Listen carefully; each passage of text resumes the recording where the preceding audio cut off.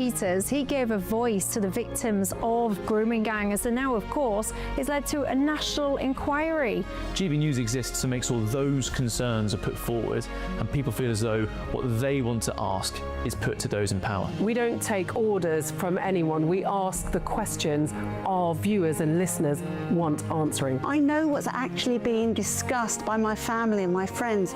Us ordinary, hard-working British people have had enough. We've had enough. They're fed up with the same old establishment nonsense. Everything that we do is opening up conversations that others are afraid to go at. Why are you illegally bringing people into Britain? That is our job. Our job is to get to the truth. If it's important to you watching or listening at home, then it's important to us as well. That's what makes us the fearless champion of Britain.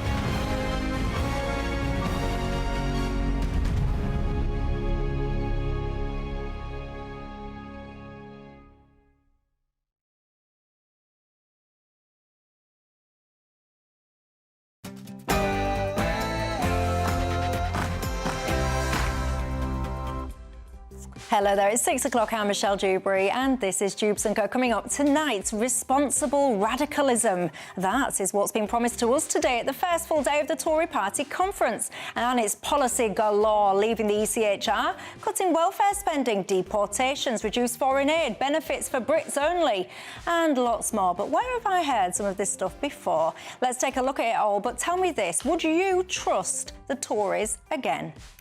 And more protests this weekend, and Labour have said that they're going to get tough and start to clamp down on repeat protests. Is this a good idea, or is it infringement of our rights? You tell me. And allegations described as the most serious breach of parliamentary security in recent memory. The case got dropped. China, Spygate.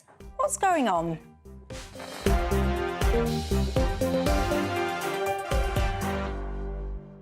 My panel tonight for that and more, Reform UK councillor Layla Cunningham and Labour MP Barry Gardner. Hey, if I've got a chance as well, I might even try and ask you what you think to Gary Neville's comments. Did you see them? Angry white men. Is that you? What do you think to what he had to say? But before I get stuck into all of that and more, here's your 6 o'clock news headlines.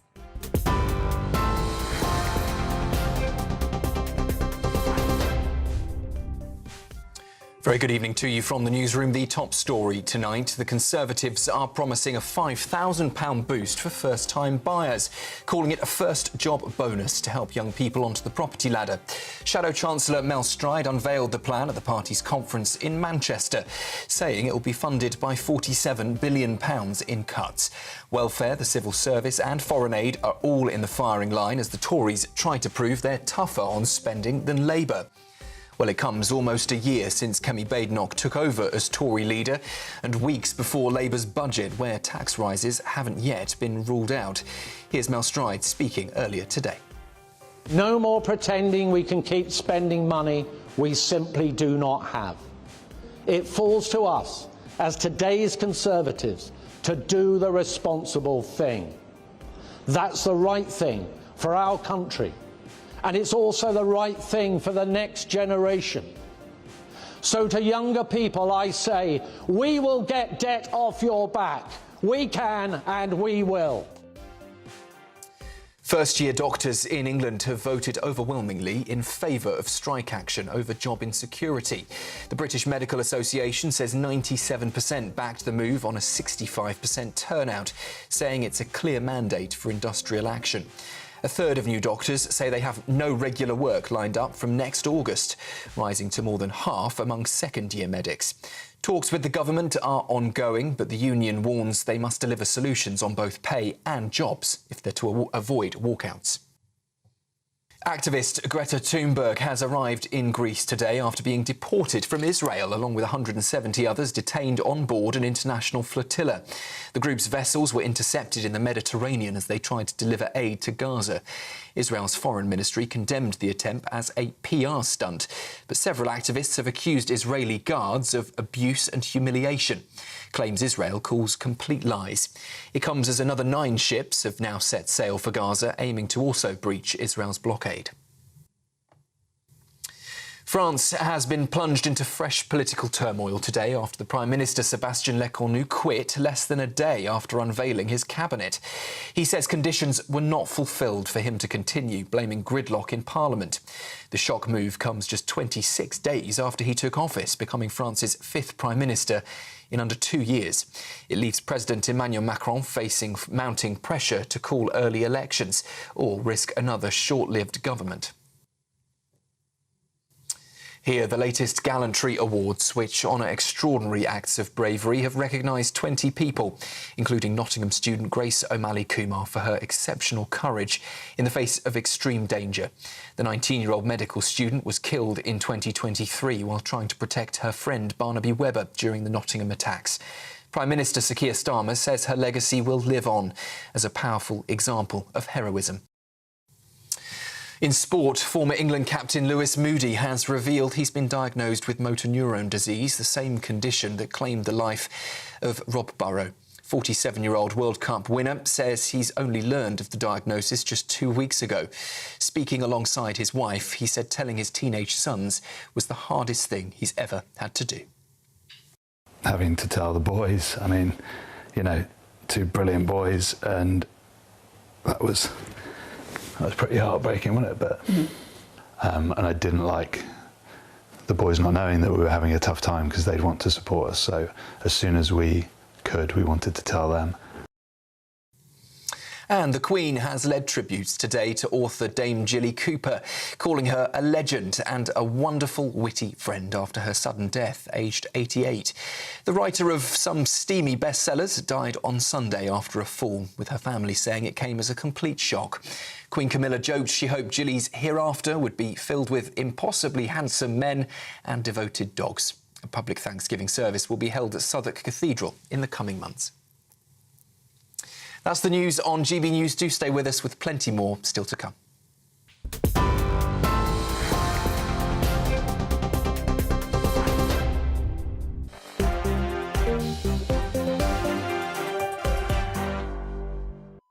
Thank you very much for that, and hello, good evening to each and every one of you. My name is Michelle Dewberry. This is Dewbs & Co, keeping you company tonight until 7 o'clock tonight. I do just want to take a second before I get stuck into my programme just to reflect on that story that you've just been hearing in the headlines there about Lewis Moody. I can tell you now that brought me to tears watching that interview this morning. Motor neuron disease, it is one of the cruelest diseases that we have in human civilization. It's so cruel, and I always say, every time I hear a story about someone getting diagnosed and having to share that diagnosis, I always find myself praying that one day a cure is actually found for this awful disease. I've got goosebumps just even thinking and talking about it now. So, of course, I send my love and all of GB News' love to Lewis and all of his family. What an awful thing to deal with. That's the problem, ladies and gents. We don't know what is around the corner. We only really have this moment, don't we? And let's share it together. Thank you for sharing it with Dewbs & Co. Alongside me tonight, Reform UK councillor Leila Cunningham, and alongside her I've got Labour MP Barry Gardiner. Good evening to both of you. Such a cruel disease. It is awful, isn't it? Awful. Yeah, I used to visit a couple and he had it. And, you know, the amazing thing is people sometimes have the most incredible sense of humour when they're living with something like that. And you've just got to say, wow, respect. Yeah, indeed. And also the other sad news that we ended those headlines with is Jilly Cooper. What did you just say to me about Jilly Cooper? One of my favourite authors growing up taught me everything I need to know about sex and relationships. I've got a confession to make. I've never, ever read a Jilly Cooper novel. Never. I need to get out. Have you read? Me neither, I'm afraid, yeah. Look, he says that with a glint in his eye. Listening to what Layla says, I'm going to read one now. No, well, there you go. I reckon that sales are going to absolutely... Your wife will thank you, Barry. Oh, blimey, whatever it says. It's only 6 o'clock, ladies and gents. You can join the conversation in all the usual ways. I perhaps don't need to know about your intimate lives. Thank you very much. But, yeah, you can email me, gbviews@gbnews.com. You can go to the website, gbnews.com/yoursay. Of course, you can tweet or you can X me now.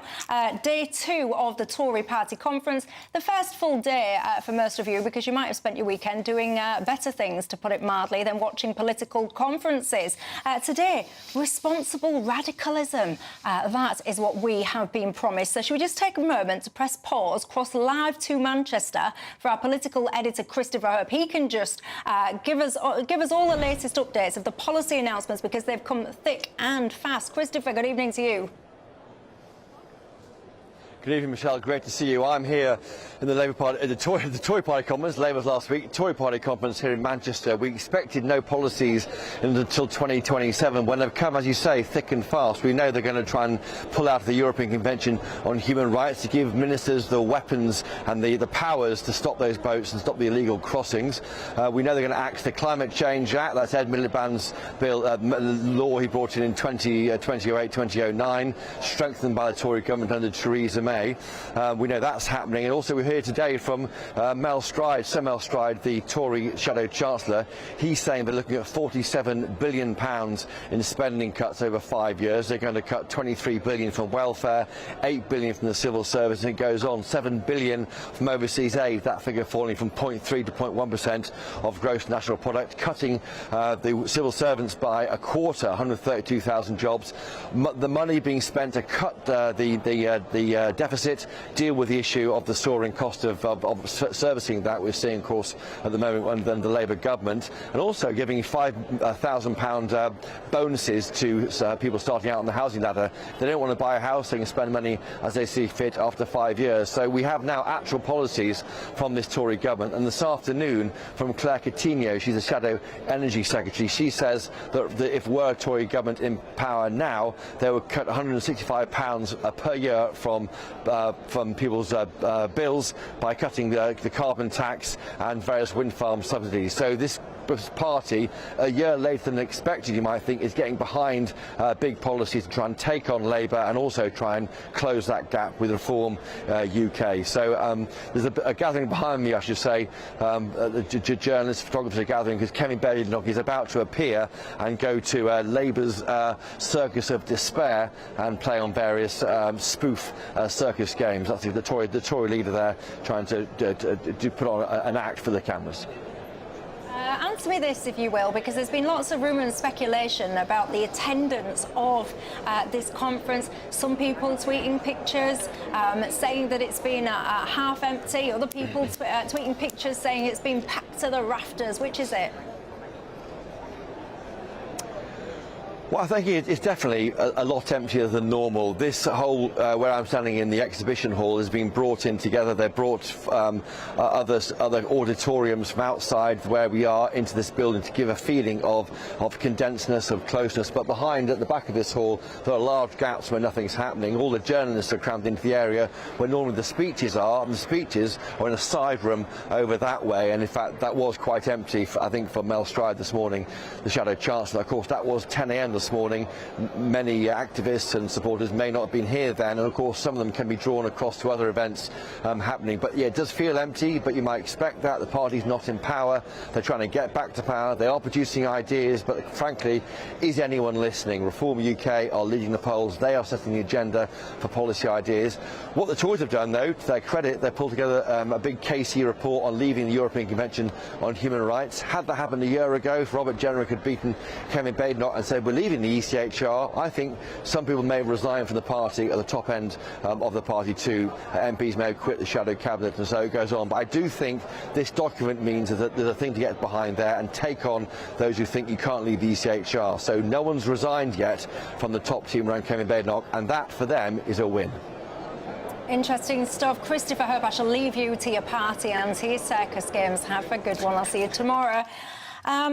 Right, look, I mean, where do we even begin with this? Let's listen, shall we, to Kemi Badenoch herself talking about the ECHR earlier on.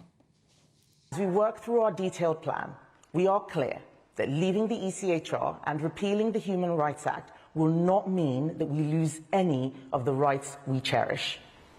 But this is the only way to end spurious legal claims from immigrants with dubious stories and excuses. So I'm asking you tonight at home a simple question. If you were previous Tory voters or you're considering them for the next time, what you're hearing today, is this enough to make you put your trust back into the Tories again? Did you ever lose your trust in the first place? Get in touch, tell me your thoughts. But for now, Leila, your thoughts. I mean, the Conservatives had 14 years to act on the ECHR. They did nothing. And now that they're facing political collapse, they finally found the courage to do it. Reform's the only one that's been saying it the whole time. And it's not because of polls. It's because we genuinely believe in British sovereignty, British human rights, made here, defined by Parliament, and enforced by our laws. We don't need to outsource human rights to Strasbourg. But Keir Starmer wouldn't agree, would he, Barry? Look, I think the point here is it's very easy to say, OK, we're going to walk out of the ECHR.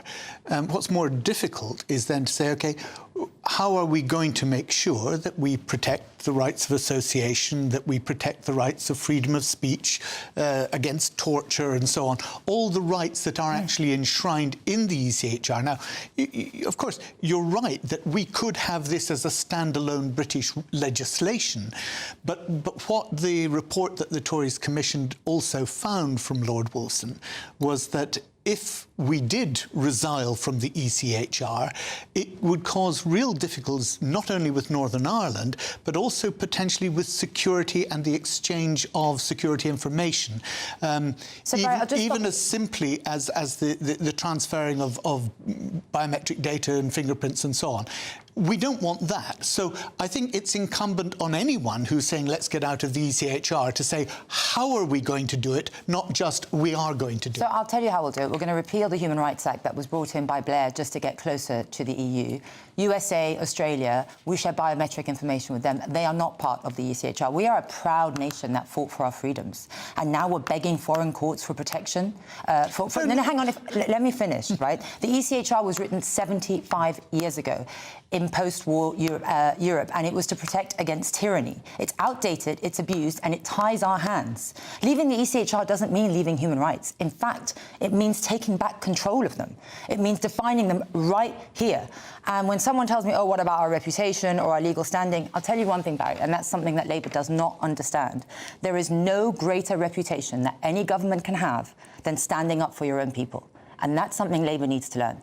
Look, as I say, it's easy to say we're just going to walk away from this, but you would accept that most of the rights which are enshrined in the ECHR are rights that we need and that any political party would say are an important part of British society. Barry, we founded the Magna Carta, trial by jury and common law. We had liberty long before Strasbourg existed. It's nothing to do with Strasbourg, though. You interrupted me. It's nothing to do with Strasbourg. Churchill was the person who actually put this in place. It wasn't Strasbourg that put this in place. No, but it's Strasbourg that dictates what we do now. The point is, we set out these rights. We were part of the foundation of these rights. Do you know why it was created? The 1951 Convention was created after the war because of the chaos in Europe and to get away from what had happened in Nazi Germany. Exactly. Right. So hang on. Sorry, Michelle, go on. No, go on, make your point. You know, it was never intended to stop democratic nations from removing illegal migrants and not defending their borders. Yes. That's what it's being used for now. Why doesn't Labour have the guts to say, no, we are going to do what it takes to stop at the borders? You keep bringing out these useless laws, digital ID, to curb our freedoms, but you won't do the basic necessity of removing us from the ECHR. Let me just push back on one point that you yourself just raised. Yeah. You just mentioned Northern Ireland, and specifically you referenced Jack Straw. Jack Straw. I didn't mention Jack. I thought you did. Because, no. Sorry, you mentioned Northern Ireland. Jack Straw, he himself came out a few weeks ago and said, this is not true. And in fact, I'll quote him directly, nothing in the Belfast Agreement rules it out as a viable course of action in terms of leaving this ECHR. So I'm really intrigued to find out where this, you're going to damage the peace process in Northern Ireland. I was actually quoting the report that the Tories commissioned from Lord, what was his name? Lord Wolfson, David Wilson. Right. But Barry, it was he who said that he believed there could be problems with the Northern Ireland Agreement, the Belfast Agreement. Barry, so the agreement was about peace. It was not about perpetual foreign oversight. No treaty signed in 1998 should dictate who we can deport and how we run our borders. We can uphold peace and take back control. It says that they have to have human rights. It doesn't say that we are wedded to the ECHR for life. That's what Labour doesn't understand. Stop hiding behind excuses and just say that you... There's no hiding behind excuses. Yes, it is. You know... Because it is something that all governments want to be able to do, is to control their borders. No, you want to control our people, not our borders. No, there's no point in just hurling insults. I'm not. Hang on. That is an insult. No, it's not, because you've got the online safety bill and the digital... You're using the digital ID as a way to stop foreign migrants coming in. You can shift the argument if you like, I'm not shifting the argument. They're all related. Let's talk about... Go on. It was simply a smear to say that we want to control people rather than control borders. It's not a smear, it's fact. Well, you're the people. You can decide. Do you think that the Labour Party are trying to control you with some of their policies? Do you think there's anything to see in that or not? Is it a baseless smear? Coming up after the break, Chris Philp, Shadow Home Secretary, he was talking tough today when it comes to things like deportations. Let's take a listen to him and discuss after the break. Decisions made in Washington aren't just shaping America, they're shaping Britain too. From migration to global security, from crime to health. Whatever happens in the White House today will be felt in your town or city tomorrow. That's why The Late Show is live from Washington, D.C. Cutting through the politics to show you what it all means for Britain. The Late Show live every night at midnight. Only on GB News, Britain's news channel. Westminster's full of talk, but out here, it's the real world. Am I allowed to talk now? No, that's it. This is where it matters, real people and real lives. That's what politics is all about. In fact, has Trump made a good start? No. Straight answers, no spin, and just a couple of pints. How many fingers have I got up? About 10. So join me for Lee Anderson's Real World every Friday at 7 p.m, only on GB News. The People's Channel, Britain's news channel. You want to know what's really going on in the corridors of power? Labour don't know what to do with you half the time, and that makes you quite lethal in the chamber. Get behind the headlines with Chopper's Political Podcast. Join me, Christopher Hope, as I sit down with the great and the good of British politics. We'll see where this ruling takes us. These are the stories shaping our nation. Chopper's Political Podcast, available now on all platforms. Listen in and stay ahead. It's Patrick Christie's Tonight, and here we do things differently. It's explaining the absolute madness of this, doesn't it? It's explosive. I mean, this is very good. It's lively. 850. Your government sat there, Sean, and it did nothing. It's controversial. And the Middle East has been in turmoil since before I was born. It's everything you need to kickstart your evening. Everyone's had their Weetabix tonight. I love to see it. That's Patrick Christie's Tonight, weeknights from 9 p.m. Only on GB News, the People's Channel, Britain's news channel. From the school run to the home run, watch a new show for all of Britain. He can say whatever he wants. A straight-talking show where all voices are heard. And, you know, when are we going to stop talking about smashing the gangs and actually do it? With the stories that matter from every part of our country. There's a bit of a crash landing there for your Chancellor. Bold, fearless and standing up for you. That's me, Martin Dewbs, 3 p.m. till 6 p.m, weekdays, here only on GB News. The People's Channel, Britain's news channel. Mornings don't have to be tiresome, especially if you have the right company. Wake up to news as it happens, opinion and debate, and of course, a little bit of entertainment too. Because when the kettle's on, we're on. That's Breakfast on GB News, a show worth waking up for. Every morning from 6 a.m. Only on the People's Channel, Britain's news channel. We'll spread the news, you spread the word.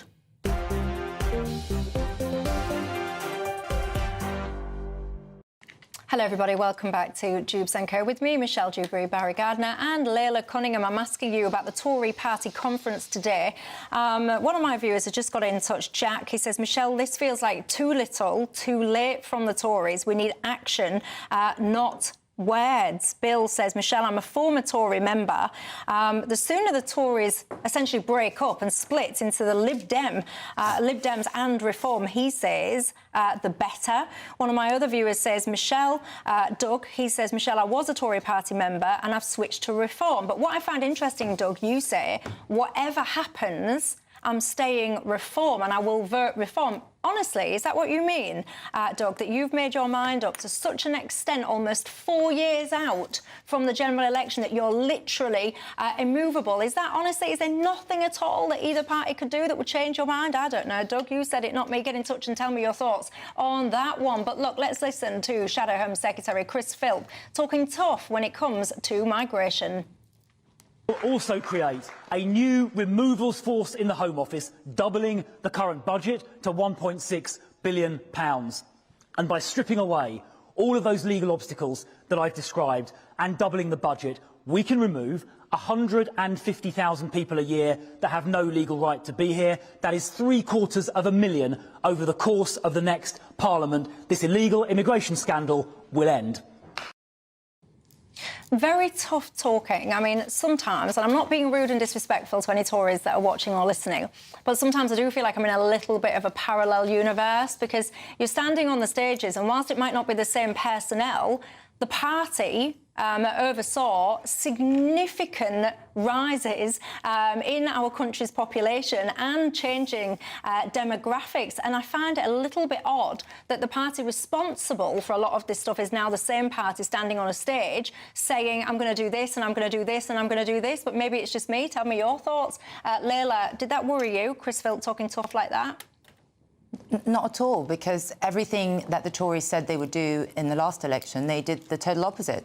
You know, we had the Boris wave that let in millions of people, all due for benefits very soon. Illegal migration peaked under the Tories. They didn't have the guts to leave the EHR. They're only responding to what Reform said now. And I bet you half the party doesn't even believe it. There were many calls to leave the ECHR before, and they did nothing. I mean, isn't that why one of the Rwanda planes, not one person, or I don't know how many people went to Rwanda, none? Because of it. It's like your viewer said, it's only voluntary. It's too little, too late. And I think people can see through the hypocrisy. Look, I mean, the point is, Chris Philp was actually the immigration minister. And now he's coming out with all this. So it's not as if he wasn't in a position to do something. So it does seem a little hollow. But I just want to check with Layla whether she agrees with Lord Wolfson's assessment that it could disrupt intelligence sharing, and what we would need to do to put in place, if one withdrew from the ECHR, what one would need to do to put in place that basis for good cooperation if the EU were saying, no, we no longer trust that the UK can do this.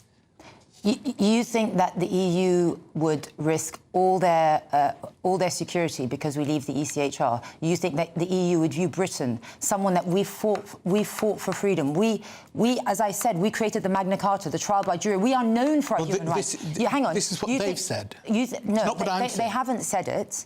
What Lord Wolfson says that could be, but we have intelligence sharing with Australia, with Canada, so you disagree with Lord America. Wolfson? You just think he's completely wrong.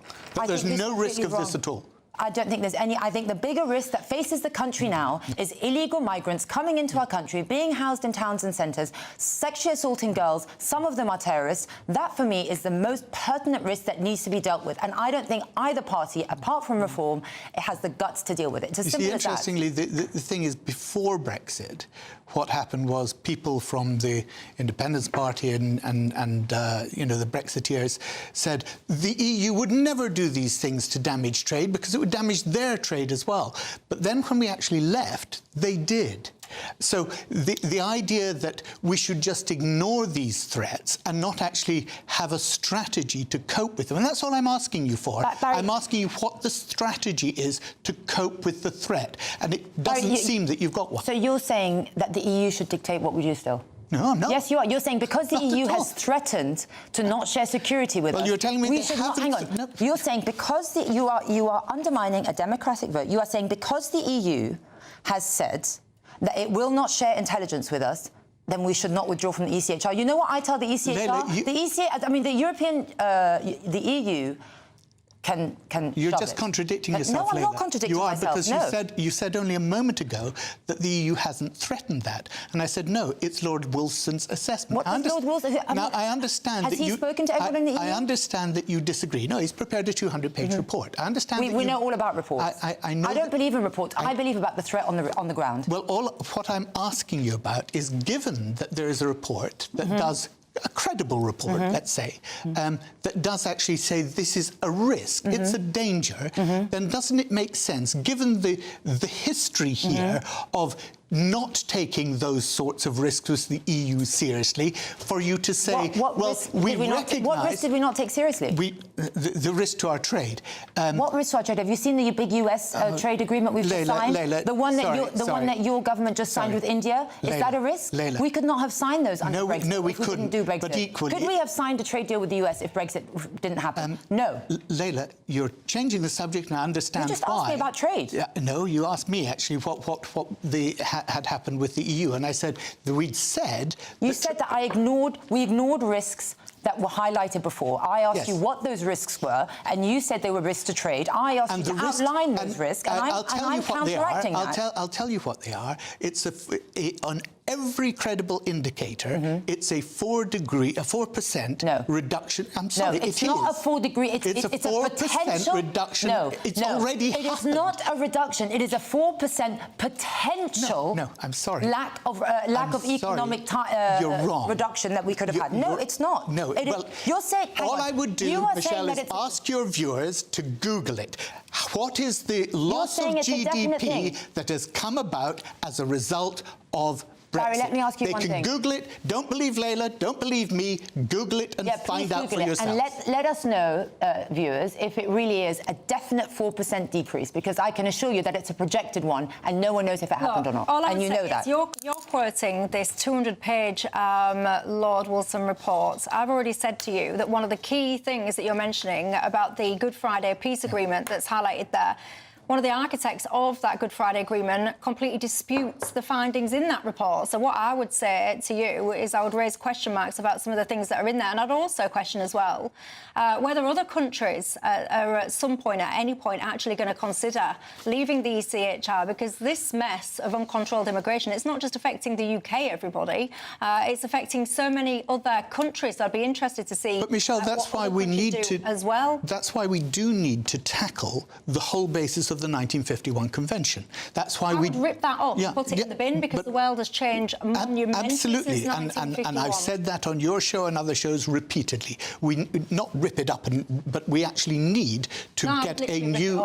We need to get a new settlement, but it has to be an international settlement. Why? Why does it have to be an international? Why do we have to bow down to foreign countries? Why don't you respect? Can I ask you a question? Why doesn't Labour respect the sovereignty of our courts? You don't let me finish before you ask the question. Yeah, I'm just responding to something you said, that it has to have international standing. We have international standing, and our borders are suffering. Families are suffering. It's time that we prioritise national standing.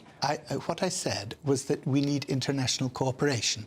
And the reason you need international cooperation is because these people are coming from a whole load of other countries. And therefore, if you can process them before they ever get to this country, that's a much better way of dealing with it. But to do that, you've got to cooperate with those other countries. We have an international settlement that isn't good enough. It's recognised as not being good enough by many people.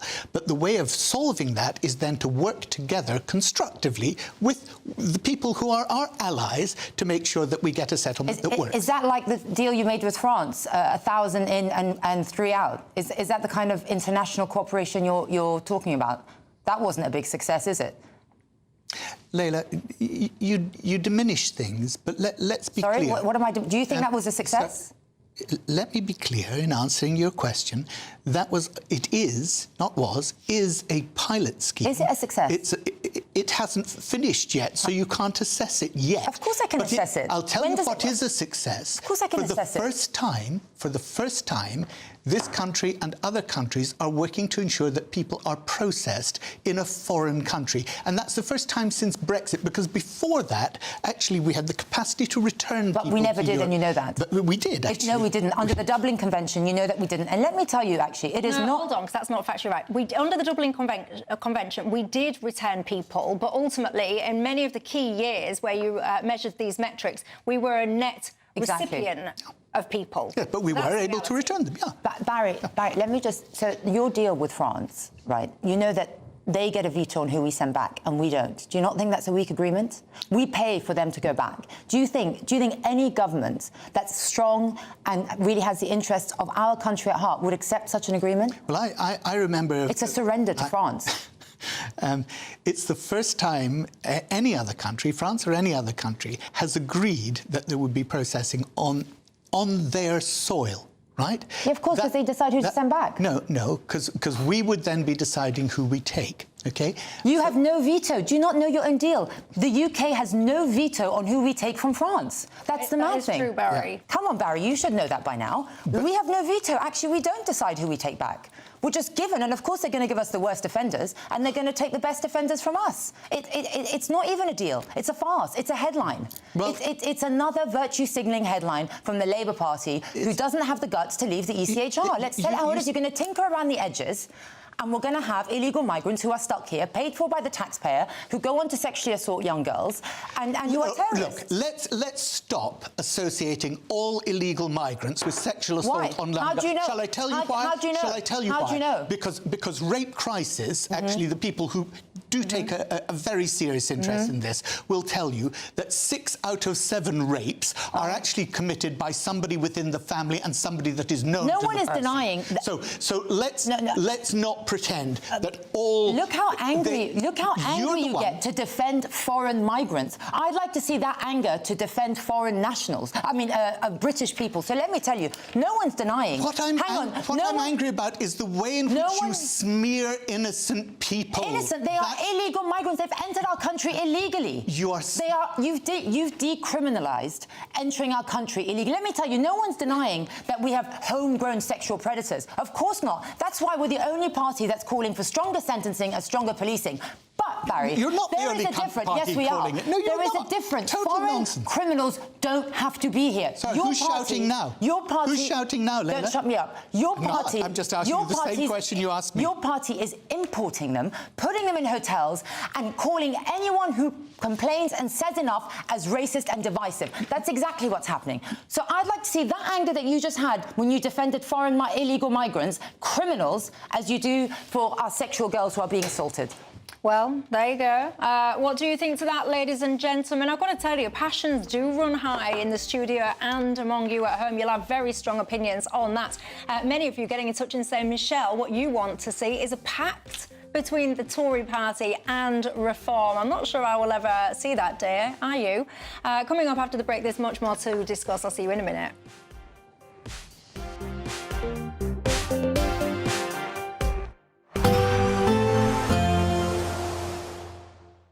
Ready to soak up that holiday sunshine? Won't we need some cover? No worries. All sorted. All Clear Travel Insurance sponsors GB News travel destinations forecast.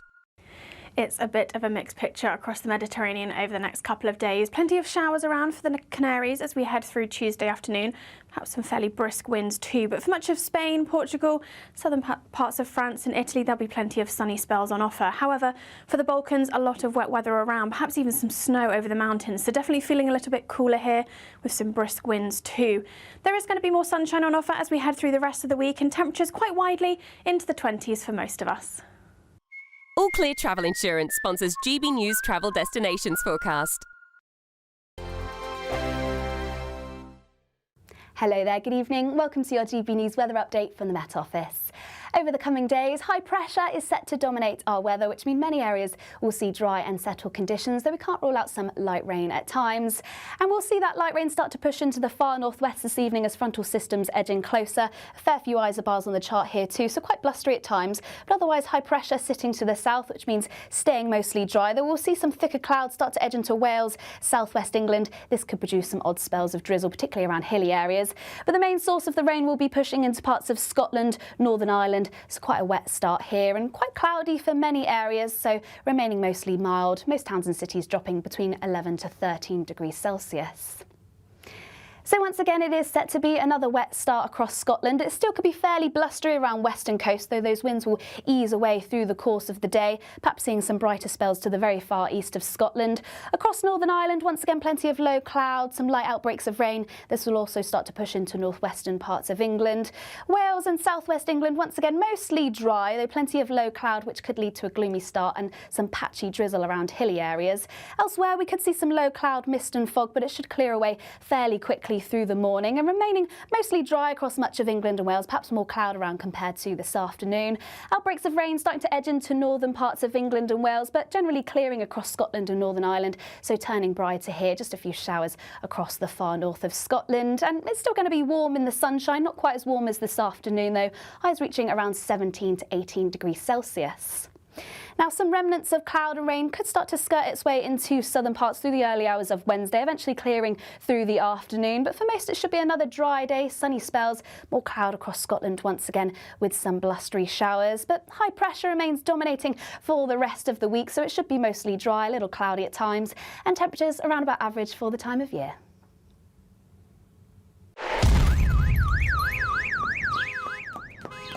Crash Law 24 sponsors GB News Traffic and Travel Report.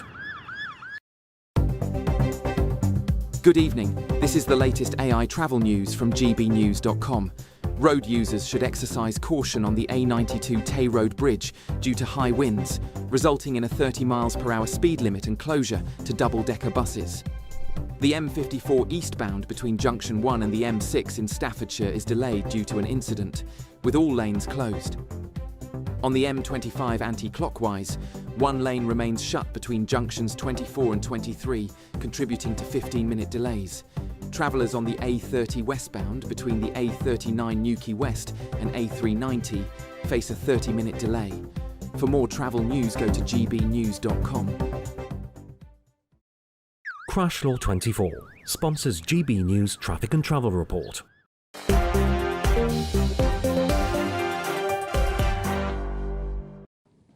Hello everybody, Michelle Dewberry, Layla Cunningham and Barry Gardner with you till 7. Kim says, Michelle, I will still vote Tory and I'm going to give Kemi a chance. She says Reform UK jumping on the bandwagon as to what people want to hear. They're only interested in migration and nothing else. She says, why can't people see this? Look, I do want to talk about protesting because you'll all have strong opinions on the protests that continued this weekend. What I thought was very interesting, though, was our Home Secretary coming out and saying now that there will be new powers to curb repeat protests. Let's just cut to the chase on this one. Is this something you support, Barry Gardner? I'm really worried about it, actually, Michelle, because I think I don't like the idea that any government can pick and choose and say, oh, well, you've already protested once and therefore we're not going to let you protest again. It seems to me that, yes, if I trusted that it was only my own side that we're going to be in power forever, but you mustn't set legislation in that way. You've always also got to think, well, actually, somebody might come in who doesn't see things quite your way, and they might take a very different way of looking at the powers that they then use. So I think really to safeguard, I want to see what the safeguards are here.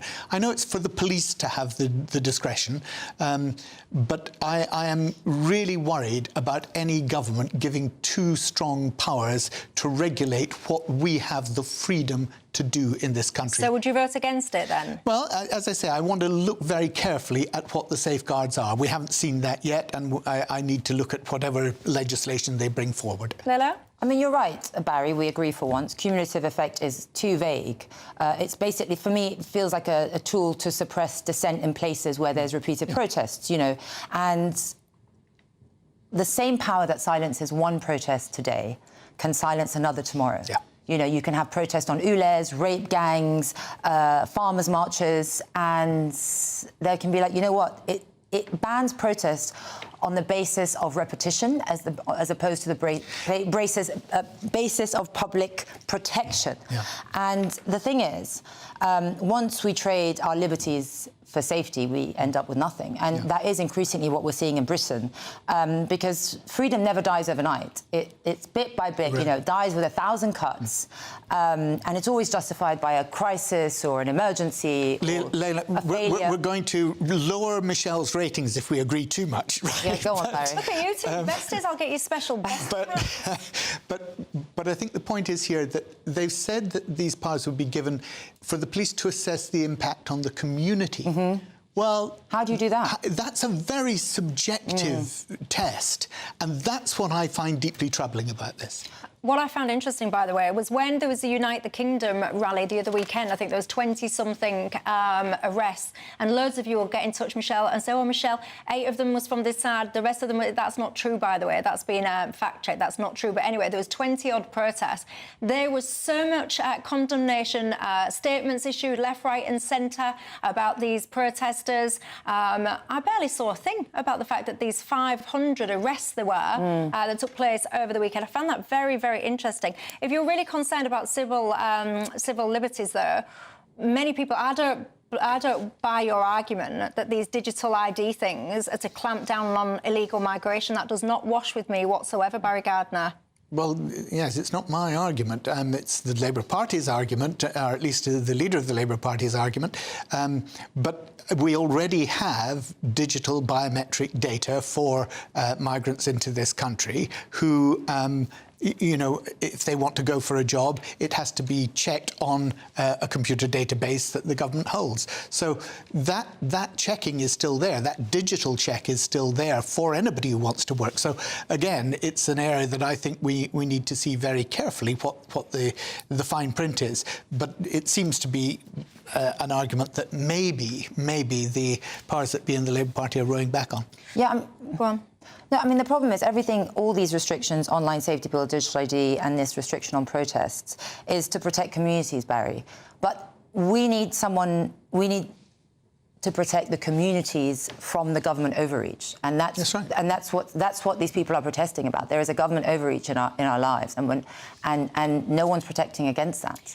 Tell me this as well. If you're someone, let's pick the protest of the day, which is anti-Israel, it seems to be pro-Palestine. If you're someone that says, yes, you like this idea that they can stop these repeat protests because you're not on the side of the pro-Palestine activists and supporters and protesters, what would you then do if these laws then got passed and say you're on the side of Unite the Kingdom rally or whatever, you're anti-digital ID, whatever it is, those same powers, be under no illusion, would be then clamping down on the cause that you are passionate about.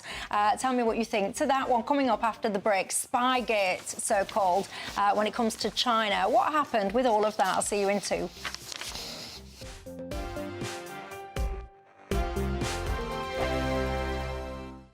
Welcome back to Britain's Newsroom with Andrew and Beth. Hello everyone, Patrick Christie is here. I'm Michelle Dewberry, Britain's News Channel. Access the stories that matter to you. Take the GB News family with you on any device. And as long as you have an internet connection, tune in to GB News, anywhere on the planet or beyond.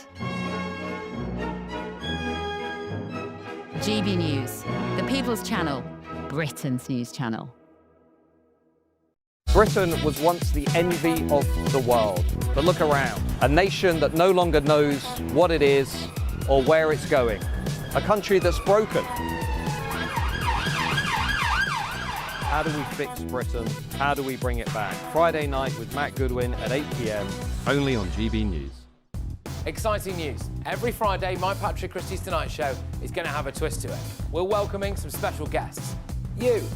That's right, on Fridays I'm going to be doing my show in front of a live studio audience because this show is about you and what you have to say. It's going to be the same big debates, same big topics, same big opinions. But every Friday night at 9 p.m, you are invited to come on down to Patrick Christie's Tonight to be a part of the action. Only on GB News, the People's Channel, Britain's news channel. At GB News, we love to hear from you, our loyal community. So drop us a line at gbnews.com/yoursay. There you can talk to each other and also to the presenters live on air. gbnews.com/yoursay, because GB News is your channel, Britain's news channel. Decisions made in Washington aren't just shaping America, they're shaping Britain too. From migration to global security, from crime to health. Whatever happens in the White House today will be felt in your town or city tomorrow. That's why The Late Show is live from Washington, D.C. Cutting through the politics to show you what it all means for Britain. The Late Show live every night at midnight. Only on GB News, Britain's news channel. Join me, Nana Akwe, for an informative, interactive news programme with a difference. It's fun. No, you didn't say that, Dave. I'm so surprised. I think there's an element of truth to that. Join me from 3 p.m. every weekend, only on GB News, Britain's news channel. Mornings don't have to be tiresome, especially if you have the right company. Wake up to news as it happens, opinion and debate, and of course, a little bit of entertainment too. Because when the kettle's on, we're on. That's Breakfast on GB News, a show worth waking up for. Every morning from 6 a.m. Only on the People's Channel, Britain's news channel. We'll spread the news, you spread the word.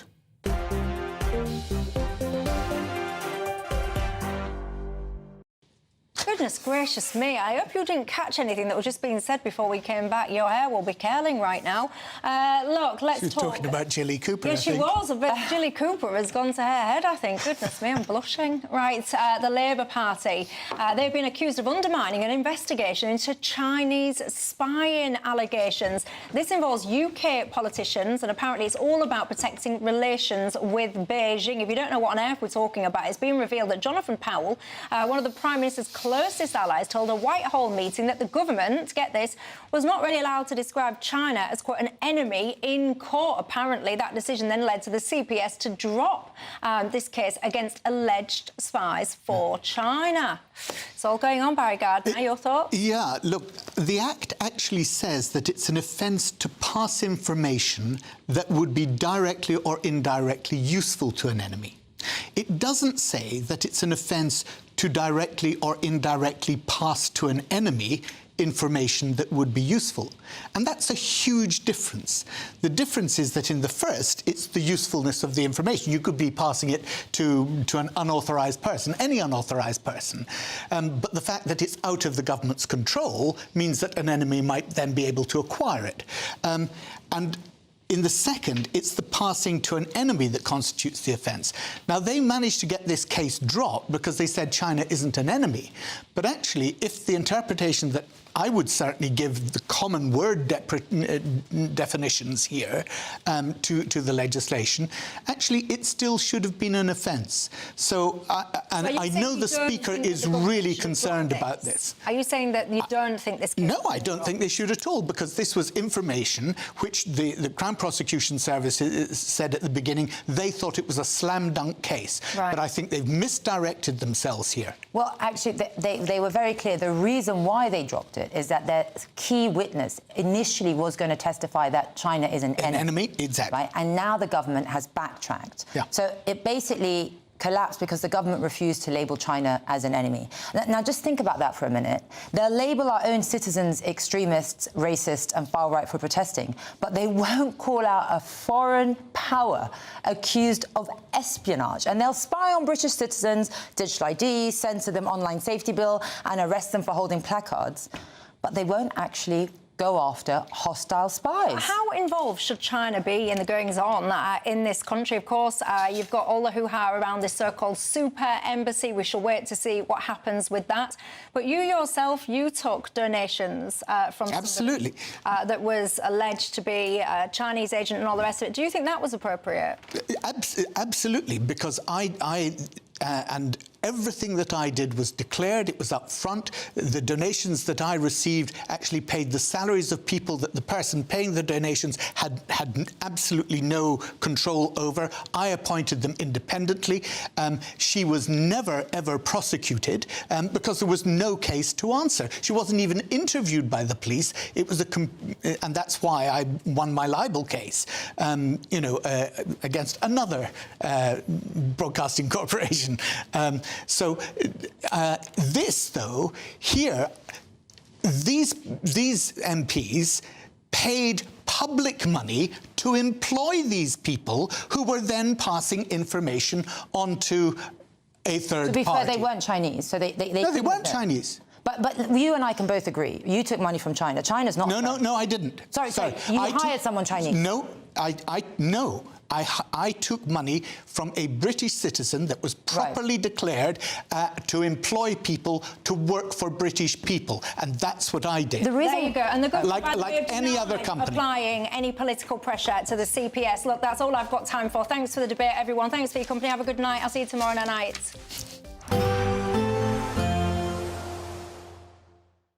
Expect warm spells with the odd rude interruption. Box Boilers sponsors the weather on GB News. Hello there, good evening. Welcome to your GB News weather update from the Met Office. Over the coming days, high pressure is set to dominate our weather, which means many areas will see dry and settled conditions, though we can't rule out some light rain at times. And we'll see that light rain start to push into the far northwest this evening as frontal systems edge in closer. A fair few isobars on the chart here too, so quite blustery at times, but otherwise high pressure sitting to the south, which means staying mostly dry, though we'll see some thicker clouds start to edge into Wales, southwest England. This could produce some odd spells of drizzle, particularly around hilly areas. But the main source of the rain will be pushing into parts of Scotland, Northern Ireland, so quite a wet start here and quite cloudy for many areas, so remaining mostly mild. Most towns and cities dropping between 11 to 13 degrees Celsius. So once again, it is set to be another wet start across Scotland. It still could be fairly blustery around western coast, though those winds will ease away through the course of the day, perhaps seeing some brighter spells to the very far east of Scotland. Across Northern Ireland, once again, plenty of low clouds, some light outbreaks of rain. This will also start to push into northwestern parts of England. Wales and southwest England, once again, mostly dry, though plenty of low cloud, which could lead to a gloomy start and some patchy drizzle around hilly areas. Elsewhere, we could see some low cloud, mist and fog, but it should clear away fairly quickly through the morning and remaining mostly dry across much of England and Wales, perhaps more cloud around compared to this afternoon. Outbreaks of rain starting to edge into northern parts of England and Wales, but generally clearing across Scotland and Northern Ireland, so turning brighter here, just a few showers across the far north of Scotland. And it's still going to be warm in the sunshine, not quite as warm as this afternoon though, highs reaching around 17 to 18 degrees Celsius. Now, some remnants of cloud and rain could start to skirt its way into southern parts through the early hours of Wednesday, eventually clearing through the afternoon. But for most, it should be another dry day, sunny spells, more cloud across Scotland once again with some blustery showers. But high pressure remains dominating for the rest of the week, so it should be mostly dry, a little cloudy at times, and temperatures around about average for the time of year. Expect warm spells with the odd rude interruption. Box Boilers sponsors the weather on GB News.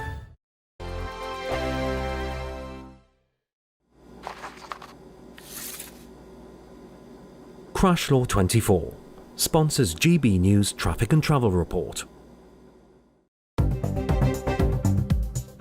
Good evening. This is the latest